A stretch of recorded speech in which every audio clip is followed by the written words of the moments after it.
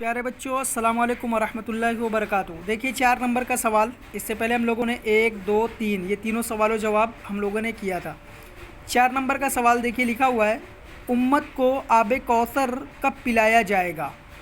امت کو آب کوثر کب پلایا جائے گا؟ اس کا جواب ہے قیامت کے دن جب امت پیاسی ہوگی تب امت کو آب کوثر پلایا جائے گا۔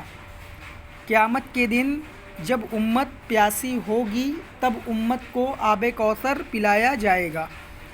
سوال نمبر 5 ہے، ہزاروں درود و سلام کس پر ہو؟ اس کا جواب ہے ہزاروں درود و سلام ہمارے نبی محمد صلی اللہ علیہ وسلم پر ہو۔ ہزاروں درود و سلام ہمارے نبی محمد صلی اللہ علیہ وسلم پر ہو۔ 6 نمبر کا سوال ہے، کس شعر میں بتایا گیا ہے کہ رسول اللہ صلی اللہ علیہ وسلم سردار اور سرور ہیں؟ آخری شعر میں بتایا گیا ہے کہ رسول اللہ صلی اللہ علیہ وسلم سردار اور سرور ہیں۔ آخری شعر میں بتایا گیا ہے کہ رسول اللہ صلی اللہ علیہ وسلم سرور اور سردار ہیں۔ 7 نمبر کا سوال ہے، پہلے شعر میں کیا کہا گیا ہے؟